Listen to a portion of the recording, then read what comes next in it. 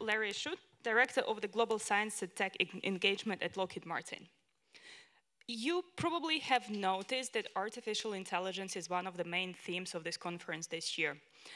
And you probably heard this before, but Syswins agreed on this official line of connecting the major themes of the conference today. I'm going to repeat it again. Another major theme is the 100 years of Czechoslovakia. And for those who are wondering what's the connection between Czechoslovakia and artificial intelligence, it's very simple.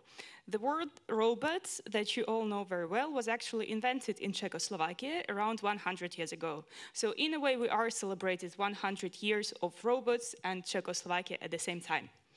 But stories aside, let's go straight to business. We only have 1 hour to discuss a lot of issues. I will throw a very simple question to our panelists first.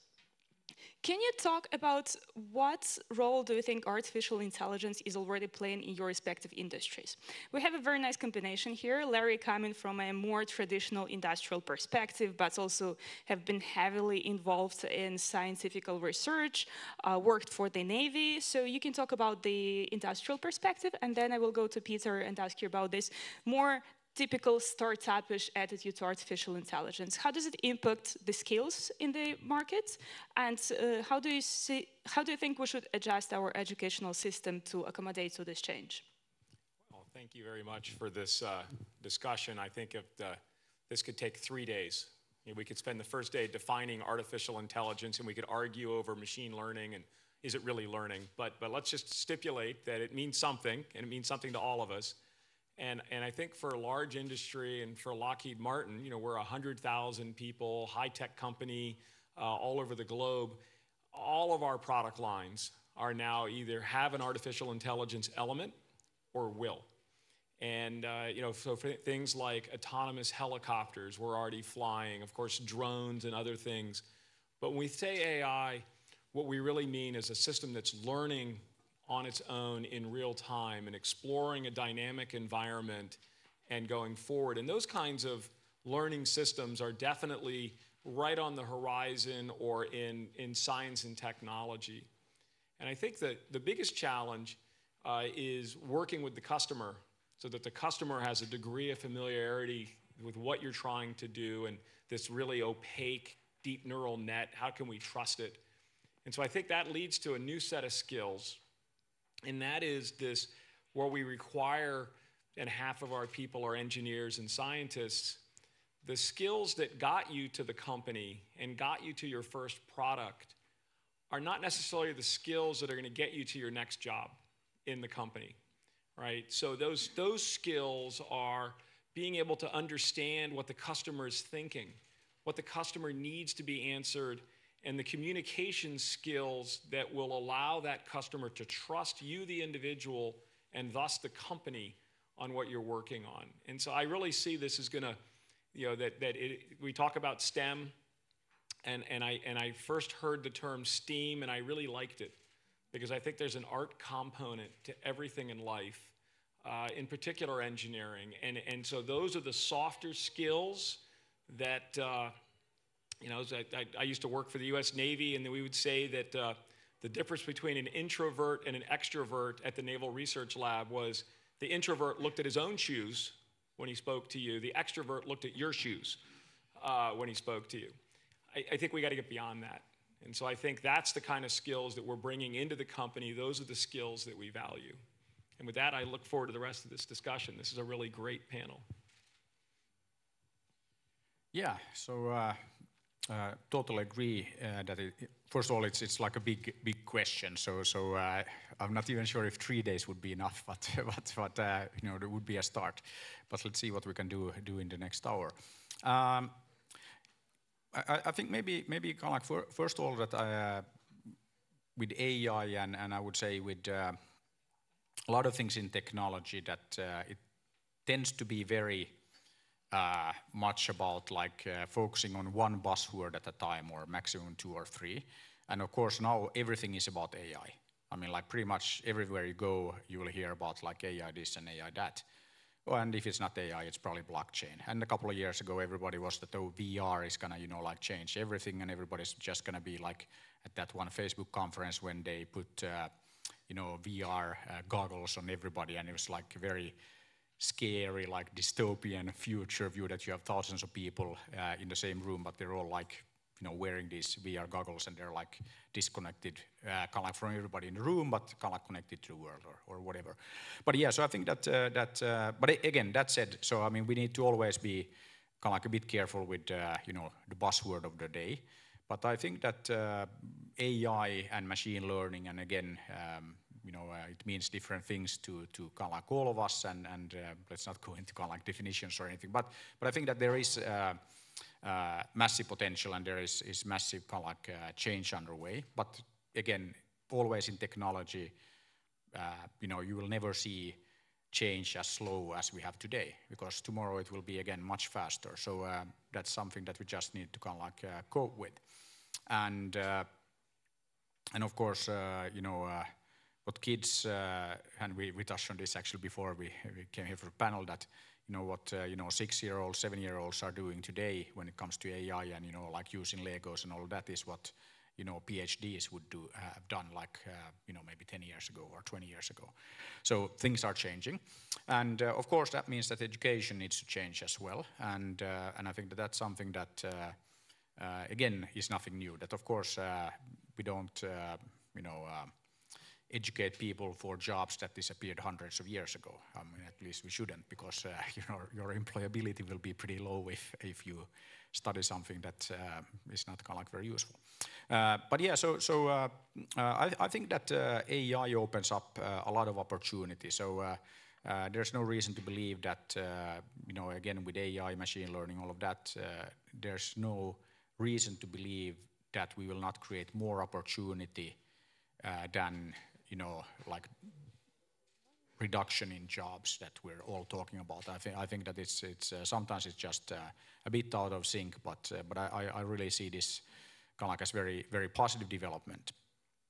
And I see lots of opportunities coming at this from kind of like startup perspective and all that there's and that's also true. I mean, there's always even more opportunity tomorrow. So I mean, like the change is accelerating, and there's even more opportunity to do like amazing things and kind of like make life better and all of that. But no matter what technology, I think that there's no excuse for not kind of like doing education properly, and we can talk more about what that means. But and this is actually a very interesting point. What do you mean by properly? How would you describe what would be the 2 or 3 most important aspects of the proper education? So it's interesting because coming from the United States, knowing the Finnish educational system, there's some very different structures across the country, across the world. I think with my 5 young children, the proper education is one that inspires them to want to know more about a subject, and one that allows them to remember a subject the next year. And so when they come back to me, and then the third thing that a proper education does is allows that integration and correlation of knowledge. So disparate facts that they have learned, when they can bring those into their head and create the logical next step, then I know that they've actually learned something. And so I think that is an absolute challenge for the educational system in the United States today. And obviously, those are the skills that we would want in an employee down the road. I mean, you want somebody that is curious. You want someone that knows what they know, more importantly, knows what they don't know, and isn't afraid to work with other people to achieve an answer. And then I think as I get optimistic about the future, I remind myself of what it must have been like to be Einstein 120 years ago. If he wanted to know something, he went to the library. And he went and he researched and he pulled books together and he created knowledge from these abstract facts that he pulled out of various books. Today, my 8th grade daughter, who can hardly spell, can type something into Google with the incorrect spelling to learn about something and gain knowledge in about 10 seconds. So what used to take at least a day Now is 10 seconds. And there's not a subject in the world today that any one of us could have a cocktail party working knowledge of in about 10 seconds. And I think that has a profound impact on how children learn. It has a profound impact on what they need to learn. And what, as we triage our day and our weekends and how, when they study, really where we should be focusing our educational system. I'm not convinced the educational system has caught up with those changes. But I know that Peter has been working on some of those, so I'm curious to hear what he says.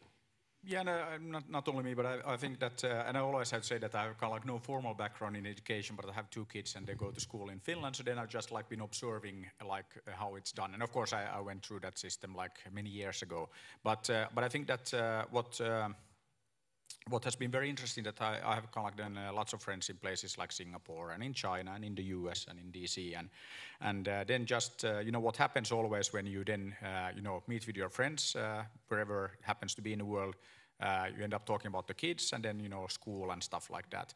And one example that I always use that good friend of mine, Emily in Singapore, her daughter is exact same age as my son, and they kind of like started school at the same time and all of that. But the experience was very different. So in Singapore, kind of like first school day, there was like 50 things that her daughter was told not to do or to do, and very very kind of like directional and strict and all of that. And then also that the school day start like 6 a.m. you have to kind of like get ready for the day, and then you get home like late in the evening and you have massive amounts of homework. And then you kind of like ask that, okay, but then when is there like time to kind of like play and like live life? And then it's like, actually there isn't. And it's like, okay, that sounds pretty bad. And then I look at like my own kids that, they go to school like 9 or 10 in the morning, get home kind of like early afternoon, and then they go out and play. And then they get home in the evening and they do 15, 30 minutes of homework and they're done. And and they do that like 5 days a week, not 6 or 7 days a week. And then you look at the results. Okay, the results are actually the same or better by having like shorter school days and not massive amounts of homework. And okay, later I've learned that actually there are studies that prove that you can only learn for maybe 6 hours a day because it's a very intense process and you need to take lots of breaks. So kind of like after the 6 hours it becomes memorizing, and in 10 seconds you can like Google it. So why like even bother memorizing? And then there's also studies that prove that before the age of 16, homework has like 0 impact on learning. So like why bother? It's just like a way to keep the kids busy.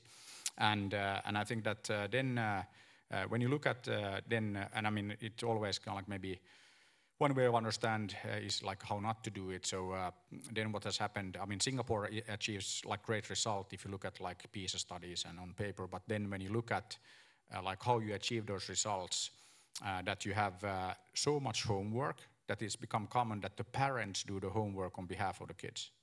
And then you're like, okay, but like, what's the point? Oh, but we have to because they have to get to the next level. Otherwise, they don't get to the best high school, university, what have you. And then you start thinking, okay, but that's like maybe not so good. And then you have to buy extra tuition for your kids because otherwise they're not like competitive. And I mean, I remember very well when I did a radio interview in Singapore and we were talking about the educational system, and then I was walking out with the guy who interviewed me and I said that, okay, your educational system here is like a bit interesting. Actually, I might have used like a bit more direct words, but let's not go into. But then he said, yeah, tell me about it, that he doesn't think that he's a bad parent, but he really needs to buy this extra tuition for his 10-year-old daughter because otherwise she's not going to be competitive with the other kids. I said that the only way they and he's talked to his wife that the only way they can escape this like educational hell is to leave the country.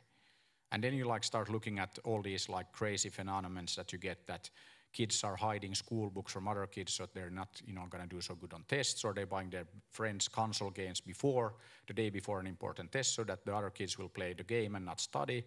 And the worst thing, of course, is that because of academic pressure, the number of suicides in 12 to 17-year-olds in Singapore last year doubled. Obviously not a good thing. And then, Korea, 25% of the high school kids consider suicide because of academic pressure. or in India this year, 8,000 teenage suicides because of academic pressure. So obviously, like, not healthy.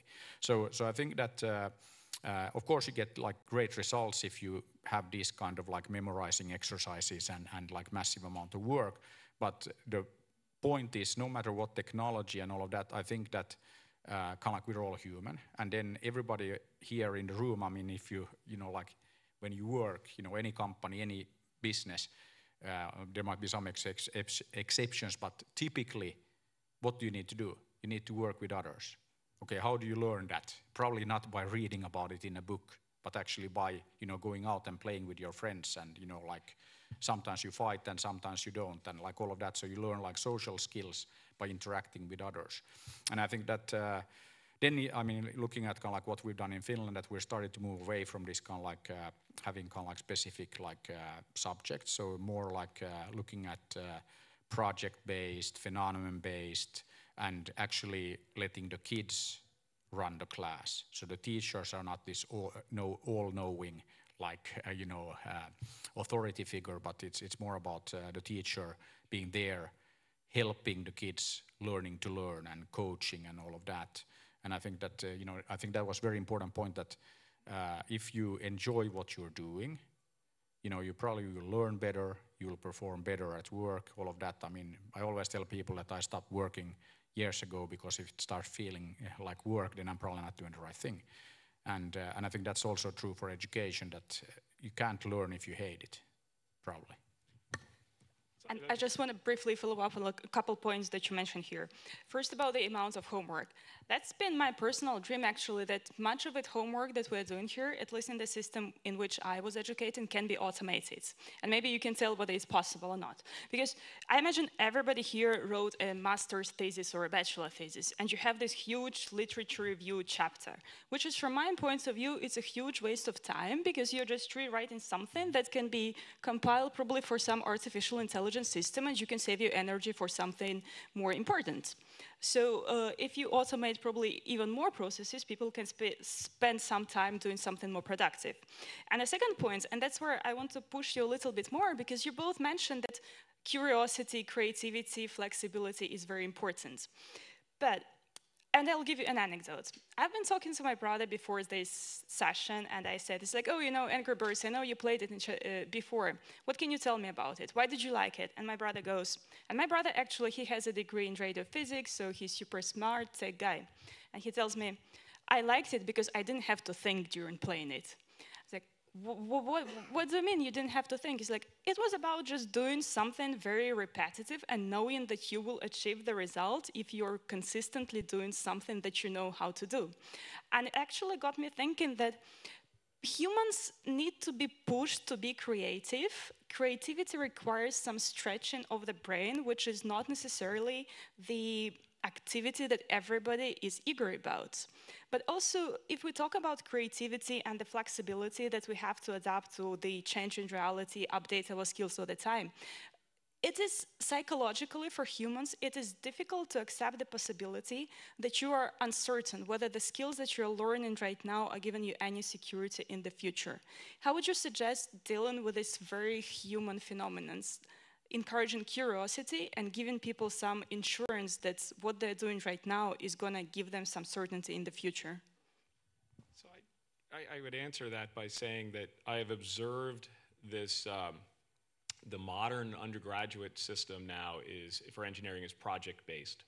And so you at least have a senior design project. Many universities have junior design projects along with the senior design. The more advanced programs bring in, if they call it a vertically integrated, beginning in freshman year, multidisciplinary, all the way through the 4 years with near-peer mentors. So you're bringing the seniors in with the sophomores, the juniors are with the freshmen, and this is all integrated in a manner to bring you through a systems engineering project, but you're bringing in the English major, you're doing the marketing side, there's a finance side, there's a communication plan. And so it looks like, you know, from a company perspective, you have gone out and done market research, you've shaped your customer, you've done a business development plan, and you've executed a program.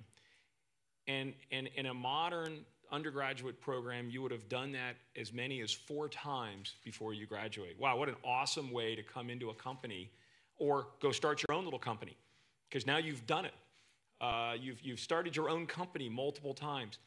I'm seeing that in high school, and I'm even seeing it now as I watch my grade school children, and they can't understand why they have to work with this girl on this project, and they don't even like her, you know, and I'm like, hey, it's all good, right? It's gonna be fun, and you know, maybe you'll learn something, and she's cute, you know, you'll have a good time.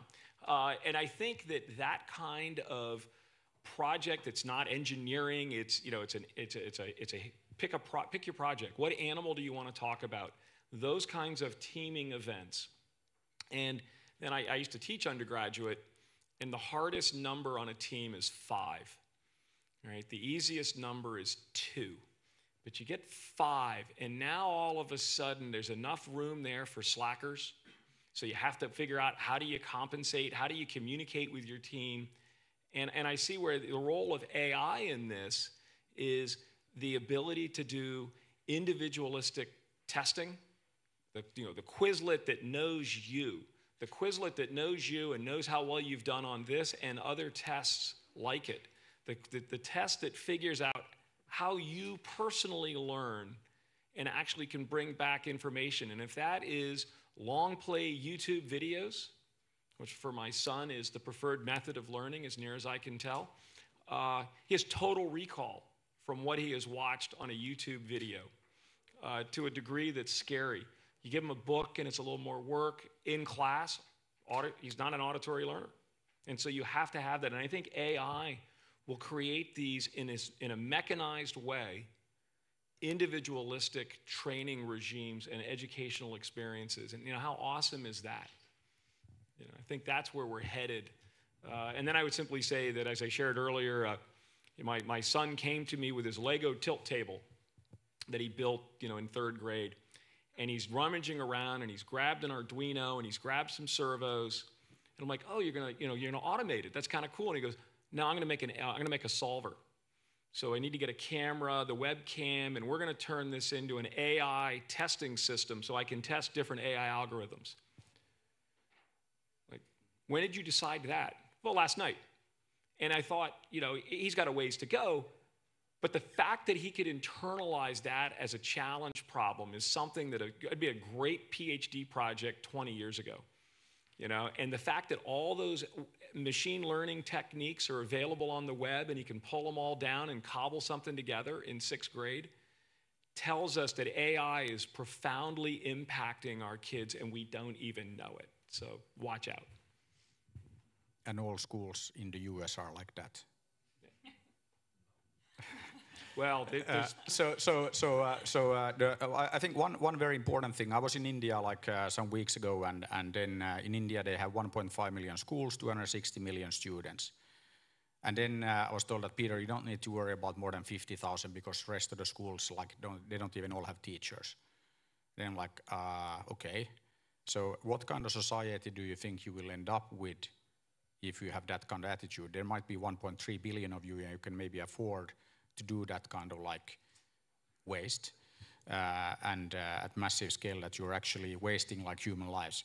And I think that this is something that, and another example that I've been using, actually I was at this event in the US, so this kind of like about education, and both the former and current Secretary of Education, so you had Arne Duncan and then Betsy DeVos were there, so it's one of these like interesting events. But anyway, and then there was a panel, and I thought this was actually like super good because there's a professor from, I think it was University of Arizona, and he used this example that many people, you know, here say that we have to understand that for many Americans, it's very difficult to learn German.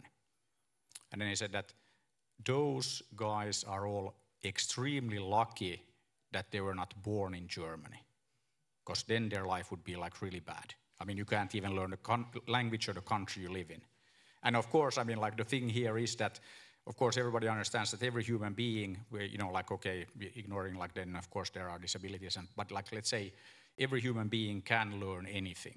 So then if you have this kind of a approach that, okay, we don't need to worry about more than 50,000 out of 1.5 million schools, probably the society that we create will not be like very fun to live in, for at least for everybody. And I think that then I always use Finland as an example. I mean, now of course you can then say, oh, there's only 5.5 million, you know, just like here in Slovakia, that there are so few of you, so of course you can do all of this, and you know, and I hate hearing that kind of like excuse. But anyway, I always ask that, do you know which school in Finland is the best school? The nearest school. Always the nearest school. So as a parent, you don't need to worry about where you live, you know, which school district and something like that. I mean, it's always the nearest school is the best school. So you don't need to kind of like worry about where your kids go.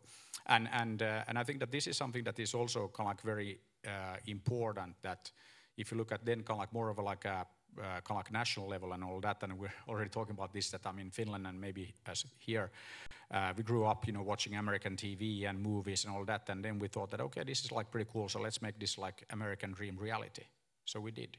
And now we have like, you know, according to the UN, happiest nation on the planet, highest social mobility on the planet.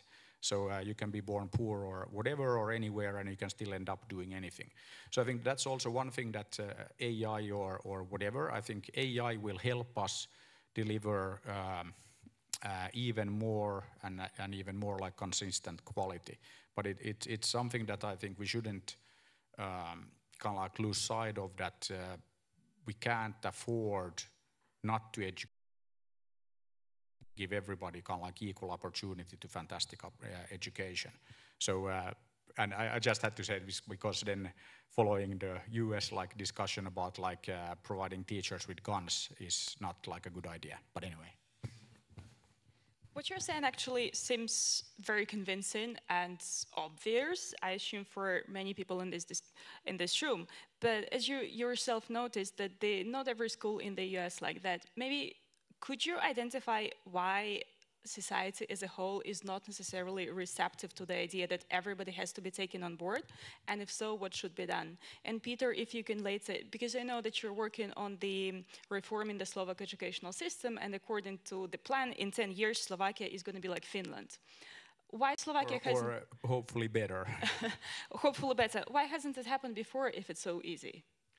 So I would say that if there are educators in the room, the American Education Research Association, AERA, is the association of people that go out and do studies of primary education in the United States. And I've sponsored a number of studies through them. When I worked for the US Navy, I was interested in the demographics of enlisted sailors that came into the US Navy. Where are they from and why? In Chicago in particular, one neighborhood had a higher enlistment rate than the one next to it. You know, what demographically, they all look alike on a map, so why are they different? And there's subtle but important nuances, and that's the organization that is by far the best source of information that is, you know, statistically and, you know, peer-reviewed, and it's fascinating because it all goes back to income level. That in fact, a Finnish student at an American high school will test as well as the Finnish student that was in Finland, and the Japanese students do the same, right? And so it really comes back to income level. In the United States, education at the primary levels are managed by school districts, which are local entities. They are not federal entities. They are not state entities. And so you end up, you know, this is a root cause, and now you can argue how to fix it. And so the states try, the federal government tries, but at the end of the day, there was an exhaustive study that showed above grade level, below grade level, at grade level for these, what they call the standardized tests of learning, the SOLs in the United States that every kid takes. And as one of the statisticians pointed out, it's the largest sample of data ever collected on students. And he says, but it's like going to a bad buffet for dinner.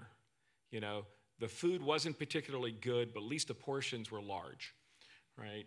And so, you know, you have this data, it's not particularly good data, but he scrubbed it and put a map of the US with how much better than grade average is a student in a particular zip code.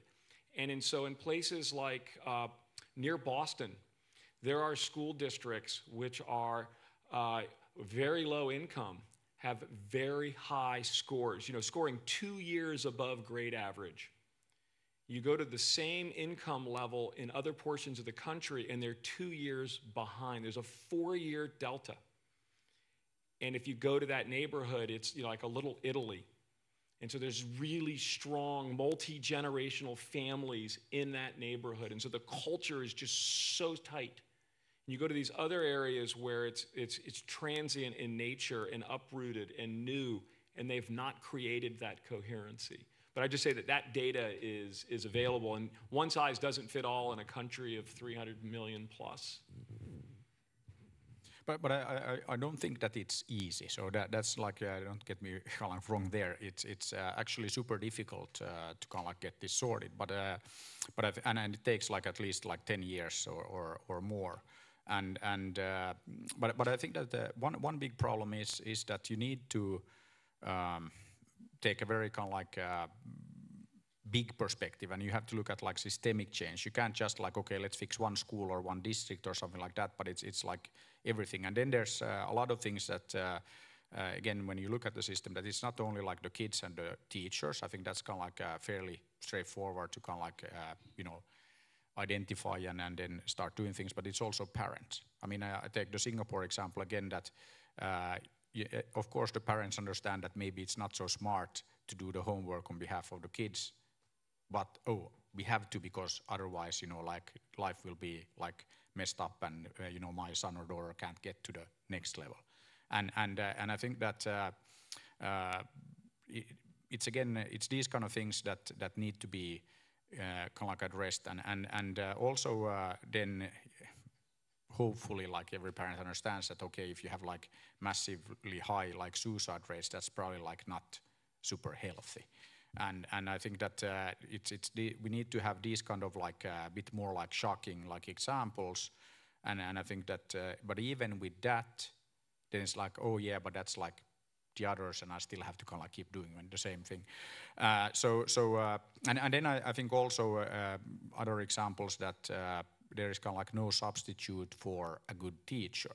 So then if the teacher job is not appreciated, it's not popular, it means that nobody will want to become a teacher. And then, of course, I mean, the way it goes that, if you can't do anything else, why don't you become a teacher? Then we all know that the results are probably not like fantastic. And so it's just like many things that you need to get right. But I think also maybe one thing here that I'm not a huge fan of, like, various like PISA tests and like all of these kind of results, because people start just learning what is being tested, and I think that it's also then in the schools that what they've seen in Korea, that then there's actually much worse performance in the areas that they now know that, oh, this is not tested, so it's not important. So learning for tests is a waste of time, obviously, but then that's like what happens. And you need to kind of like be learning for life. So if a teacher says that, like when a kid asks that, why do I need to learn this? Because it's in the test. That's like the worst answer. I mean, there's no reason to learn something for a test. And I think also this like obsessive like testing of everything is not like a good thing. I think that's something that we need to have kind of like a balance. But it is about like systemic change, and it's not like one thing that you need to get right. So not easy, but it can be done when you know what you're doing. And before I open this up for questions, one quick follow-up on the teacher issue. Can we substitute the teacher with an AI system? If AI is already designed my individualized program, maybe we can reduce the number of teachers, pay them more, and the issue is solved. The job of the teachers is also changing. So I think, but I don't think that, again, I mean, if you can replace teacher with AI or like current technology, then you probably don't have very good teachers.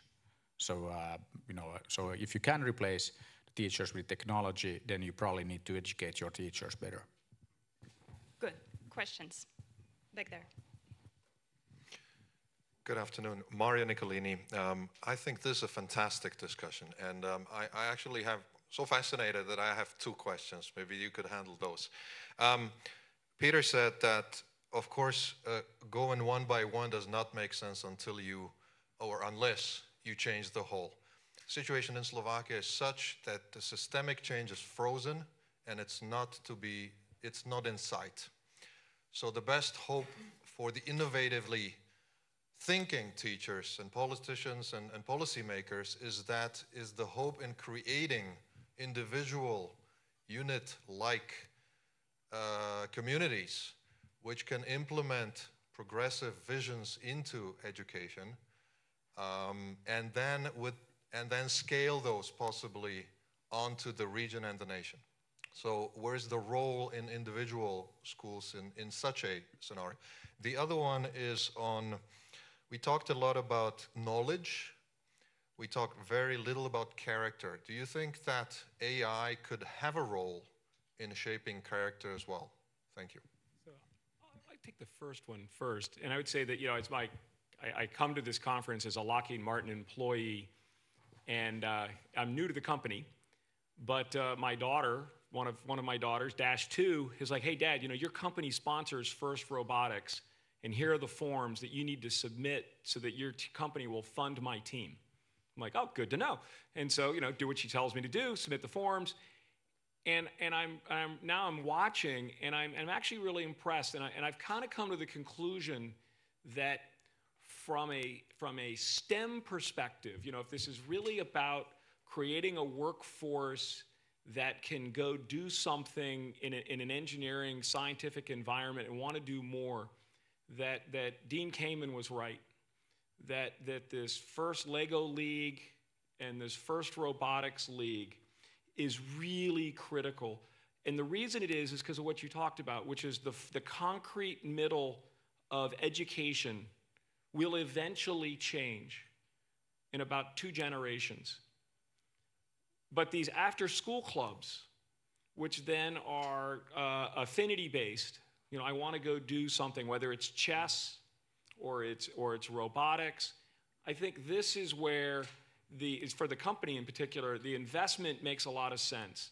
Because when I ask young employees in the company, how many of you were in FIRST Robotics? Many. They look for it on a resume. When I go to MIT to give lectures, most of the students were that.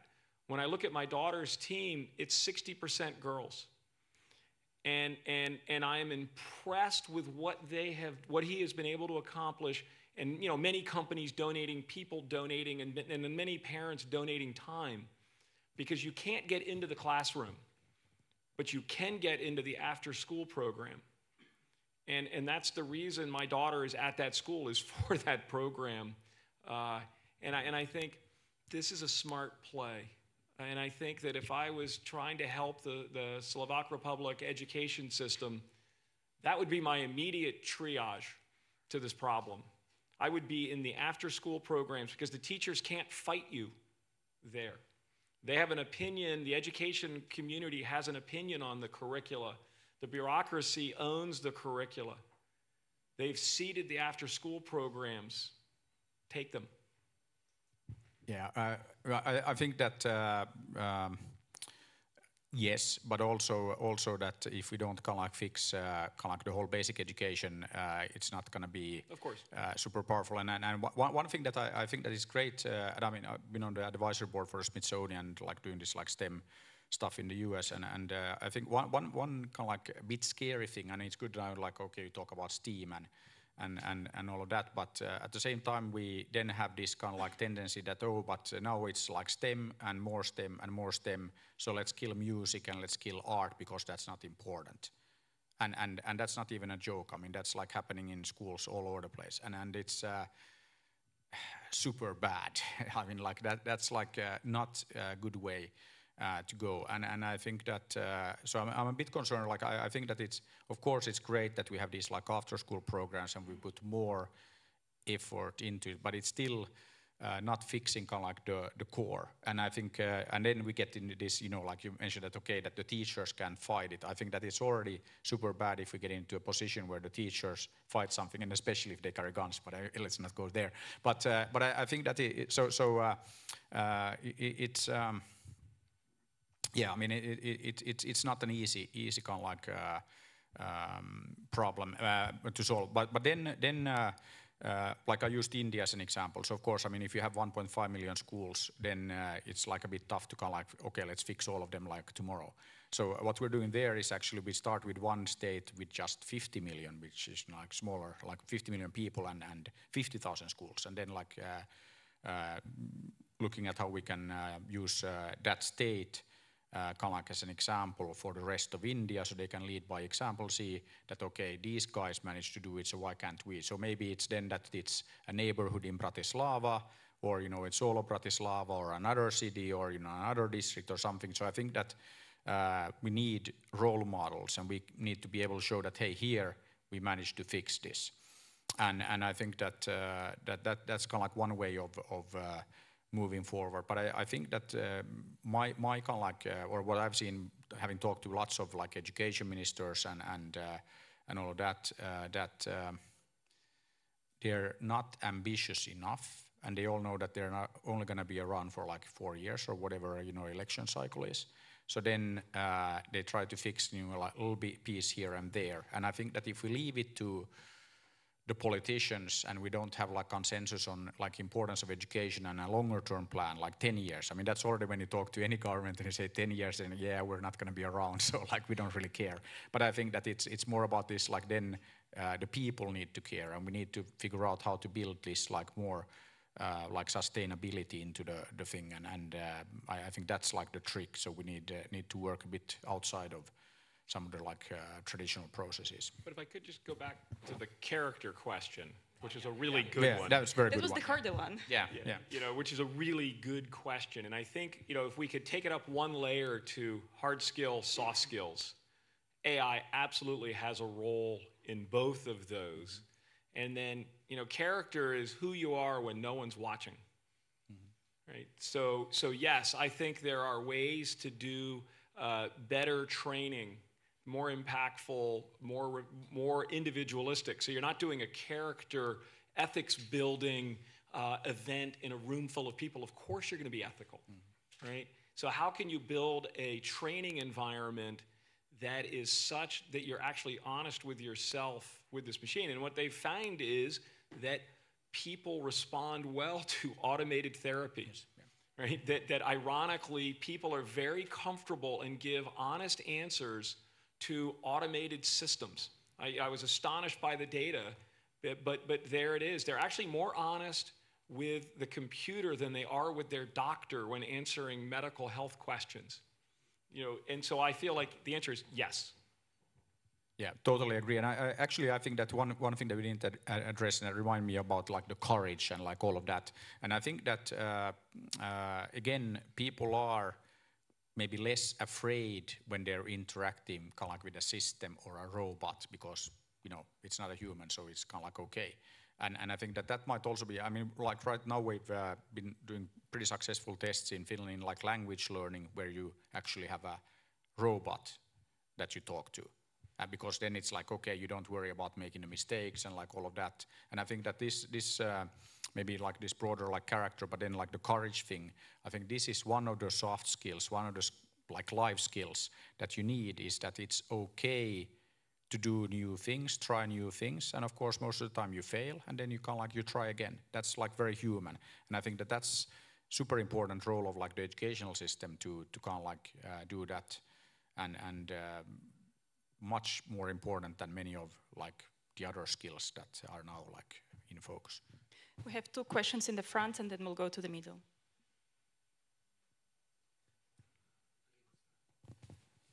Milo Jones, IE University of Madrid. I'm just curious, do either of you find it, I understand the government's focus on the idea that education equals vocational training, but do either of you find that whole attitude somewhat bizarre? I certainly wasn't educated in order to get a job. The whole idea of the humanities is not to train us all to get a good job and be a good X. And I understand why governments do it, but are either of you troubled by this idea? Yes, of course, and I think maybe that let's take another question, and then we'll... Thank you. Martin Polacek is my name. I've been teaching critical thinking for the last 20 years, being a member of the parliament for the last 8. and I teach critical thinking in business as well, and I was a Montessori teacher before, and I want to be a minister of education in this country one day. So my question is, in 15 years, will we still need schools?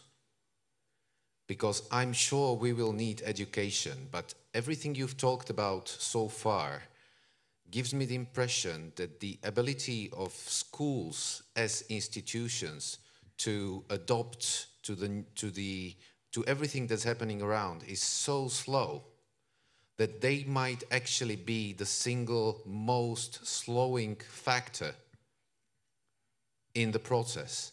And when we're talking about AI in education, shouldn't we consider a notion that we will actually switch from education in school and compulsory schooling to compulsory education in any possible way the kid, the parent, or the community will think the best?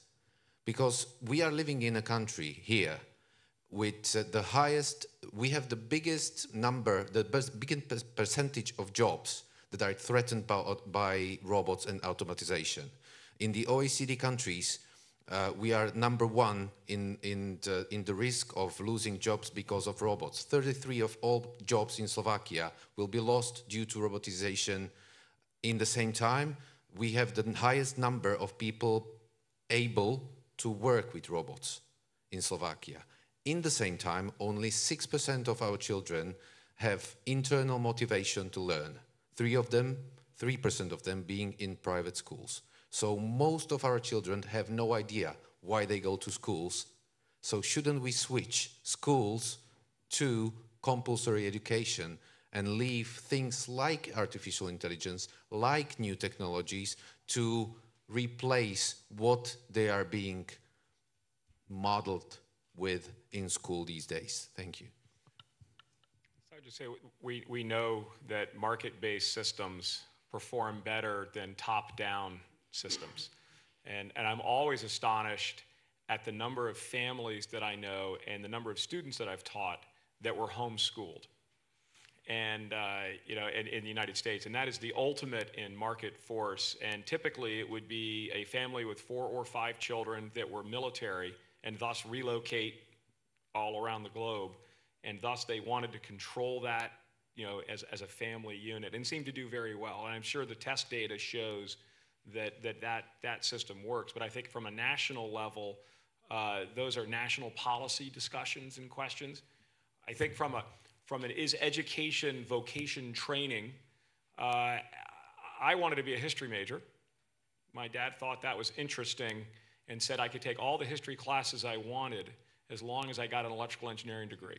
So I did. And so there's a little bit of that, there's no question. But I think that in the main, education is about learning to think, and is about learning to learn and learning to work with others on that journey.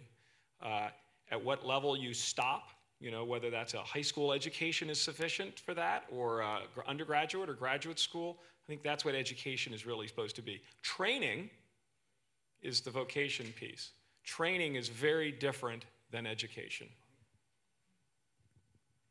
Yeah, I totally agree with that. And I think that, many of the governments don't know what they're doing. That's kind of pretty obvious. But I think that, maybe one example I always use that, like when people move to Finland from abroad and they have young kids and they put them in kindergarten in Finland, very often the parents then talk to the teacher and say that, hey, you're not teaching the kids anything. You're just letting them play. And then, all the kindergarten teachers in Finland have master's degrees, so they actually know what they're doing. And you mentioned the Montessorian, great model. And I think that the thing and the whole point there is that, hey, that's how how humans learn. You learn through play. And I think that this is something that there is no, reason why learning should be in some kind of classroom kind of setting. I mean, this is again like some crazy idea that we got at some point that, oh, you can't learn if you're not sitting in, like in tidy rows of, chairs and desks. And if you look at actually most schools nowadays, they're nothing like that. So also a lot of us have totally the wrong idea what schools are actually like, because we remember what it might have been, like when we went to school. And I think again we had the problem with the parents that, oh, but when I went to school it was like this and you should have the same, and so I think that that's part of the thing when change is so fast that parents can't, and parents even don't many times even know what their kids are doing. I mean, many parents, if their kid would say that, okay, they're gonna, now build this like AI like thing, and it's like, what? And now, yeah, it's like with Legos and have these sensors and all that. And it's like, oh, so I think that that also brings up this, that it's like education and learning, and I think again learning. So we really need to move to this model of lifelong learning, and then having a degree doesn't guarantee anything. I mean, we all know that if you have an engineering degree from like 30 years back, probably that degree, okay, gives you some basic, but you have had to learn during the 30 years that you worked, because like maybe 30 years ago people didn't talk about AI every day, or VR or AR or like what have you, or blockchain. So I think that, and this is a challenge for the whole system, and I think that we need to look at then other things, so like nano degrees and things like that. And again, AI can come in that, okay, I mean, one thing that we've been working on now in Finland, and we even got like a presidential award for doing that last year, but again, like looking at breaking everything into like micro competencies. So basically, like education, but also then like personal like profiles. And then we can do things like saying that, okay, if you take this course this week, you will get a job on Monday. And these kind of things that you can complement like your skills like any given time. And I think that this is again, how do we then move to this with kind of like the not so flexible structures that we have, like with basic education and universities and like everything, and it's then becomes like all of society. And then you get into all kinds of interesting discussions that how do we like change like social security that was built for like this kind of like very traditional, or like the industrial age where you go to a factory or an office and then you get a bit of salary, and then like if you don't, then at least here in Europe the government takes care of you a little bit, and like all of that. And so I think that there's it's a big question, but anyway, we could continue for 3 days easily. We're running out of time, so I will take last round of questions. One hand there, one hand behind you, and for dessert we will have the AI expert who is working on building an AI system, who I hope will tell us whether our fantasizing makes sense. Oh, there. It's a very good discussion. Thanks for contributing. I would like to ask you one question, because in education we all know what needs to be improved. We all know where the mistakes are, but it's really hard to implement what you call, Peter, a systematic change. So my question is to both of you. Let's say tomorrow you start to be the Minister of Education in a country like Slovakia, and you have full political support, and you have 1 year to implement change in basic education. What key layers of change do you implement? Let's take the questions in a row and then answers. Hi, appreciate the last comment in particular on lifelong education, and I'm curious what you envision the role of companies being, either in funding or providing resources for that continuing education. And then the other piece is, again, on the role of what the private sector can do. There have been a lot of, I think, good arguments made that the reason that the classroom model with the straight rows of desks evolved was because it matched what a workplace was going to look like for the people that graduated from it. So is there a role for companies in defining what the next generation of offices will look like that will then filter down to the schools? So short answer to that is yes. My name is Marek Havrda, and I'm working with the company which is named Good AI, and I'm working on AI, but I used to be an advisor to the Minister of Education in one of the countries here, and I have no ambition to become Minister of Education. because I'm too much evidence-based focused. So I was like too much talking about the evidence which is available. It's not only the US, but we have lots of evidence from the UK, New Zealand, other places, Finland, obviously, lots of studies from OECD. But I would like to head a little bit different direction. We have published a paper recently on the future of jobs. And what we see is that it's not only like structured jobs which are going to be replaced by AI, but more and more increasingly unstructured jobs which are going to be replaced by AI. And not only about the cognitive jobs or the jobs which need like what we could call intelligence in the most common use, but as well in terms of emotional intelligence, if you wish, because the AI can understand you much better and can personalize the answers to you. So it can be actually very much having empathy, basically. So my question is in this relation, and I very much relate to questions like what is the role of the private sector, what is the role of the public sector. But my question to the panelists is, in order to truly move ahead, we need to a little bit look forward to the future. And the question is, what are not the jobs necessarily, but what are the tasks the humans will actually remain to be better than machines? And for me, we have not answered that question really. Like what we see is that there will be huge potential for humans to be helping other humans. Not necessarily that the AI could not do it, but it will be just for certain things, it will be actually better that the humans do it, and the acceptance of AI will not be that high. It will be different to the situations you have described, which I fully agree and follow, that you actually open to robots sometimes more than to humans. But for some other things, it's just the way around. So, but in helping the other humans, the fellow humans, we are not very good at it. So my thinking is what we can do, you know, not only in formal education, but as well in the companies, etc. I would please ask you to keep the answers very short. Yes. So I think that these questions about what is work, where are we going, I'm actually very optimistic on the role of AI in the future. And I think about that, you know, we just don't know. In New York City in 1930, there were 30,000 elevator operators, right? And then there were massive strikes as systems came in to replace those elevator operators. I just feel like we're not in a static environment. What makes an environment static is government, right? The market forces will allow. So if the barriers to inventing yourself and reinventing yourself are minimal, you will. If you're in charge of all of the education system in a country, I would simply ask, what are the barriers?